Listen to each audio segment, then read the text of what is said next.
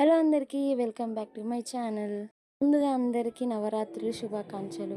మా గల్లీలో అయితే అమ్మవారిని పెట్టారనమాట. మా గల్లీ అమ్మవారు అనమాట.